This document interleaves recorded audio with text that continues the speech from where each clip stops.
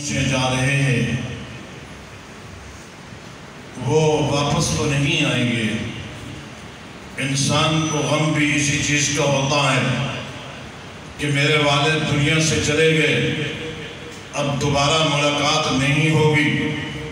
توجہ کرنا، جس کا بھائی بھی دنیا سے چلا جاتا ہے، رشتہ دار چلا جاتا ہے، اس کے ذہن میں یہ بات ہوتی ہے جانا تو ہر ایک نے ہے، وہ بھی چلا گیا، میں بھی چلا جاؤں گا، لیکن غم اس چیز کا ہے کہ دوبارہ ملاقات نہیں ہوگی۔ رب کہتا ہے جب بھی کوئی وفات ہو، تکلیف ہو، تو تم یوں کہو اِنَّا لِلَّهِ وَإِنَّا إِلَيْهِ رَاجِعُونَ کہ وہ بھی چلے گئے، ہم بھی جانا ہے۔ پہلے یہ تھا کہ جب آدمی کوئی جاتا تھا کراچی تو واپس آنے کی امید ہوتی تھی، کوئی غم نہ کرتا تھا تو وہی جا رہا ہے، واپس آنے کی امید ہے، غم کوئی نہیں کرے گا۔ سعودی عرب جا رہا ہے، واپس آنے کی امید ہے، غم کوئی نہیں کرے گا۔ اب تو غم ہے، اب تو پریشانی ہے۔ پریشانی کس چیز کی ہے؟ وہ چلا گیا ہے، اب وہ واپس نہیں آئے گا۔ یاد رکھیے پہلے یہ تھا جب وہ باہر جاتا تھا تو واپس آتا تھا، ملاقات ہو جاتی تھی، غم نہیں ہوتا تھا۔ اب اور بات ہے، اب الٹ بات ہے۔ رب نے کہہ دیا یوں کہو اِنَّا لِلَّهِ وَإِنَّا إِلَيْهِ رَاجِعُونَ وہ بھی اللہ کا تھا، ہم بھی اللہ کے ہیں، اب بھی ملاقات ہونے والی ہے۔ کیا مطلب؟ اب کیسے ملاقات ہونے والی ہے؟ إِلَيْهِ رَاجِعُونَ اب ہم بھی جانے والے ہیں، جلدی ملاقات ہونے والی۔ اس لیے قاری صاحب غم نہ کریں کہ والد چلا گیا۔ رب کہتا ہے یوں کہہ دو اِنَّا لِلَّهِ وَإِنَّا إِلَيْهِ رَاجِعُونَ کہ اب ہم جانے والے ہیں ادھر، تو ملاقات ہونے والی ہے۔ غم تو یہ ہے کہ ملاقات دیر سے ہوگی۔ إِلَيْهِ رَاجِعُونَ اب لوٹنے والے ہیں، اب جانے والے ہیں، تو اس لیے ملاقات ہونے والی ہے۔ تعزیت بھی اسی کو کہتے ہیں کہ میرے بھائیوں ہم یہاں پر تعزیت کے لیے جمع ہیں۔ بہت سے لوگ جنازوں پر نہیں جا سکتے تو کول خانی پر آ جاتے ہیں، قرآن خانی پر آ جاتے ہیں، تعزیتی پروگرام میں آ جاتے ہیں۔ کیوں؟ تعزیت ہو جائے۔ لوگوں کو پتہ نہیں ہوتا کہ تعزیت کسے کہتے ہیں۔ میں ایک واقعہ سناتا ہوں تاکہ آپ کو معلوم ہو جائے، کیونکہ رشتہ دار فوت ہوتے ہیں، لوگ تعزیت کے لیے جاتے ہیں، لیکن یہ پتہ نہیں ہوتا کہ تعزیت کا مطلب کیا ہے، یہ پتہ نہیں ہوتا تعزیت کہتے کسے ہے، یہ پتہ نہیں ہوتا کہ تعزیت میں کرنا کیا ہے۔ توجہ کرنا، وہ لوگ جمع ہوتے ہیں، جائے نماز پہ بیٹھ جاتے ہیں، یا جس کو جگہ کہتے ہیں وہاں پر دھیرے پر جہاں پر بیٹھنا ہوتا ہے تعزیت کے لیے وہاں بیٹھ جاتے ہیں۔ ایک آدمی آتا ہے کہتا ہے دعا کے لیے ہاتھ اٹھاؤ، وہ ہاتھ اٹھانے لگ جاتے ہیں۔ پھر دوسرا آ جاتا ہے، وہ کہتے ہیں دعا کے لیے ہاتھ اٹھاؤ۔ علماء موجود ہیں، یہ بات تو آپ علماء سے پوچھیں کہ یہ کیا چیز ہے کہ ہر آدمی آنے کے لیے دعا کے لیے ہاتھ اٹھاتا ہے، لیکن یاد رکھیں اسے تعزیت نہیں کہتے۔ اس لیے میں تعزیت بتانا چاہتا ہوں کہ تعزیت کسے کہتے ہیں۔ لوگ یہ سمجھتے ہیں کہ شاید وہاں پر ہم جائے نماز پر پہنچ جائیں اور وہاں پر بیٹھ کر گئے یہ ہاتھ اٹھاؤ بھی دعا کے لیے، اس کو تعزیت کہتے ہیں، اس کو تعزیت نہیں کہتے۔ میں جو بات بتانا چاہتا ہوں ذرا توجہ سے سننا تاکہ آپ کو فائدہ ہو جائے کہ تعزیت کہتے کسے ہے، تعزیت کا مطلب کیا ہے، تعزیت کا مفہوم کیا ہے۔ حضرت عبداللہ رضی اللہ عنہ فرماتے ہیں جو حضرت عباس کے بیٹے ہیں، وہ کہتے ہیں توجہ کرنا کہ حضرت عبداللہ کہتے ہیں کہ جب میرا باپ عباس فوت ہو گیا تو بہت سے لوگ تعزیت کے لیے آئے اور بہت سے لوگوں نے تعزیت کی، لیکن ایک صحابی جو ہے، ایک عربی جو ہے، ایک بدوی جو ہے، ایک دیہاتی آیا، اس نے تعزیت کی۔ اس نے جو تعزیت کے الفاظ کہے، اس نے جو تعزیت کی بات کہی ہے وہ ایسی بات ہے جو کسی اور نے نہیں کہی۔ اس کے کہنے سے جو مجھے تسلی ہوئی وہ کسی اور کے کہنے سے تسلی نہ ہوئی۔ صحابہ نے پوچھا عبداللہ بتائیے تو صحیح اس دیہاتی نے کیا کہا۔ یاد رکھیے حضرت عباس رضی اللہ تعالیٰ عنہ کا مقام اہل بیت میں بہت بڑا مقام ہے۔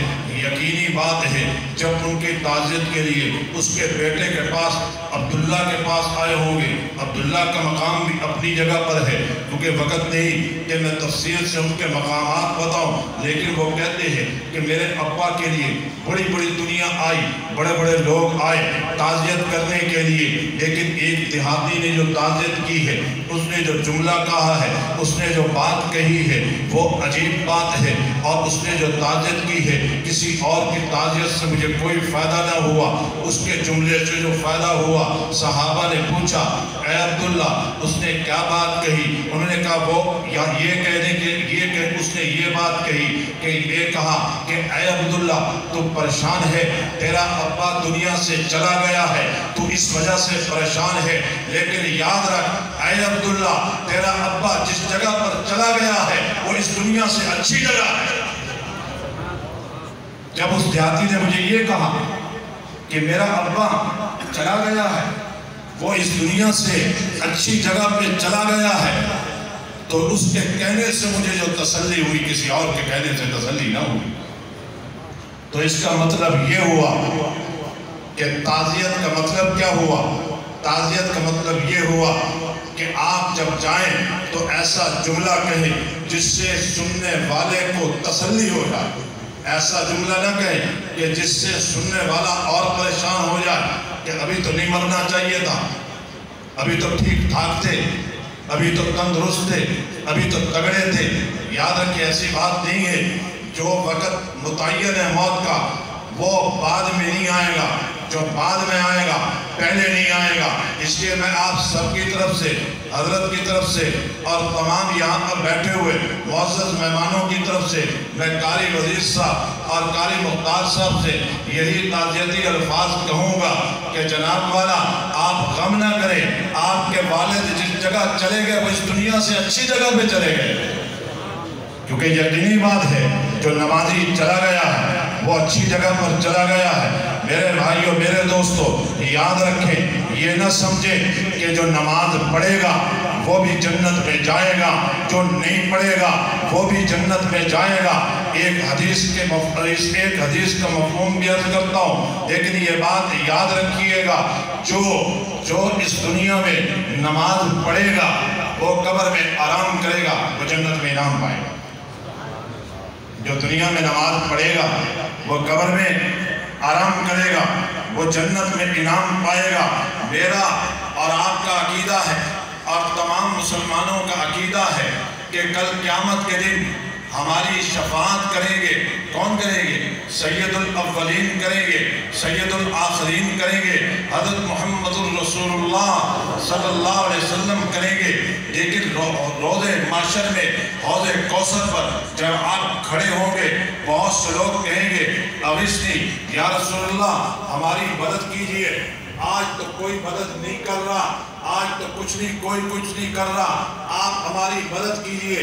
آقا دو عالم کہیں گے تمہارے کندھوں پہ یتیموں کا حق ہے، اس لیے میں مدد نہیں کرتا، اس لیے میں مالک نہیں بنتا.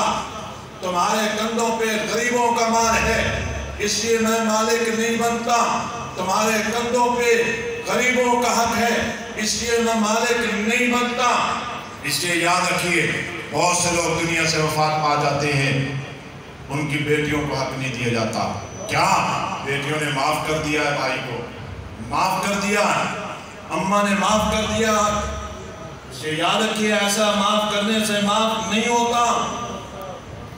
یاد رکھیے یہ بات، کل قیامت کے دن جہاں رب کے سامنے پیشی ہونی ہے وہاں محمد الرسول اللہ صلی اللہ علیہ وسلم کے سامنے بھی پیشی ہونی ہے. آقا نے کہنا ہے تیرا چہرہ میرے چہرے سے نہیں ملتا، جا تو میری امت سے خارج ہے. بخاری کے الفاظ علماء موجود ہیں. اس لیے آج سوچ لو کہ ہمیں اپنے آقا کی شفاعت چاہیے یا نہیں چاہیے. عطا اسلمی کہتے ہیں میں صبح اٹھتا ہوں، صحابی کے شاگرد ہیں. عطا اسلمی کہتے ہیں صبح اٹھتا ہوں میں جسم کو ڈڈولتا ہوں. شاگردوں نے کہا حضرت آپ تو صحابہ کے ساتھ رہ چکے ہیں. عطا اسلمی کہتے ہیں میں جسم کو ڈڈولتا ہوں کہیں خدا نے میرے جسم کو تبدیل تو نہیں کر دیا. حضرت لاہوری فرماتے ہیں میں کھڑا تھا، توجہ کرنا، میں کھڑا تھا، ایک بزرگ लालटीन लेकर खड़े थे। मैंने कहा हज़रत क्या तलाश कर रहे हैं? उस बुजुर्ग ने कहा मैं इंसानों को तलाश कर रहा हूँ। लाहौरी ने कहा ये इंसान नजर नहीं आते। उसने अपनी टोपी उतारी, मेरे सर पे रखी, कहा अहमद अली अब बाजार की तरफ देख। जब मैंने बाजार की तरफ देखा, कोई कुत्ता, कोई खच्चर, कोई बंदर, बिल्ला नजर आ रहा था, इंसान नजर नहीं आ रहा। इसलिए अल्लाह से डरने का वक़्त है। ये वक़्त जो फसलें तबाह हुई, अल्लाह से खौफ खाने का वक़्त है, अल्लाह से डरने का वक़्त है। अल्लाह कहते हैं इत्तकुल्लाह इत्तकुल्लाह, अल्लाह से डरो, अल्लाह से डरो। इसलिए अल्लाह से डरने का वक़्त है। उमर बिन अब्दुल अजीज घर गए, एक दिन रहता था ईद को। कहा उसकी बीवी ने बच्चों के लिए कपड़े नहीं हैं। उमर बिन अब्दुल अजीज गए और अपने माताहत को बुलाया, जिसके पास खजाने और बैतुल माल की चाबी हुआ करती थी। कहा मुझे एक माह की एडवांस तनख्वाह दे दो। तवज्जो करना, वक़्त का बादशाह है। कहता है एक माह की एडवांस तनख्वाह दे दो। तो उस माताहत ने कहा ऐ अमीरुल मोमिनीन, मैं एक माह की एडवांस तनख्वाह देने के लिए तैयार हूँ, लेकिन एक बात कहना चाहता हूँ, इजाज़त है? और ने कहा बिल्कुल कहें, क्या कहना चाहते हैं? कहा मैं एक बात आपसे कहना चाहता हूँ, आपको एक माह की एडवांस की तनख्वाह देने के लिए तैयार हूँ, एक बात आपसे करना चाहता हूँ। क्या करना चाहते हो? कहा मैं ये कहना चाहता हूँ ऐ अमीरुल मोमिनीन, आप बताइए एक माह तक आप जिंदा रहेंगे? एक माह तक जिंदा रहेंगे? अगर एक माह तक जिंदा रहेंगे तो मैं तनख्वाह देने के लिए तैयार हूं, लिख दे मुझे। अगर मर गए तो तेरा कर्जा कौन देगा? उमर बिन अजीज रोने लग गए और घर जाकर बीवी को कहा वही कपड़े धोकर बच्चों को पहना दो, नए कपड़े नहीं देता। आज देखें हमारी क्या हालत है। आज मैं और आप अपने गिरबानों में देखें, जहां का लगता है वहां लगाओ। अल्लाह का आज़ाद भी देख रहे अपनी आंखों से और बिरता भी लगा रहे। काश अल्लाह ताला हमें समझ अता फरमाए। आखिर में यही जुमला कहता हूँ, डरते रहो कि कहार है, उम्मीद में रहो कि गफ्फार है। इसलिए ये बात नहीं है कि ये मौलवी और मुल्ला का दीन है, ऐसी बात नहीं है। मेरा जुमला दिल पे लिख लेना। अगर नमाज पढ़े बगैर, नमाज ना पढ़े तो वो भी जन्नत में जाए, नमाज पढ़े तो वो भी जन्नत में जाए, तो नमाज फर्ज ना होती, मस्जिद ना होती, कुरान नाज़िल ना होता, मोहम्मद रसूलुल्लाह का फरमान मौजूद ना होता, सब ने जन्नत में जाना था।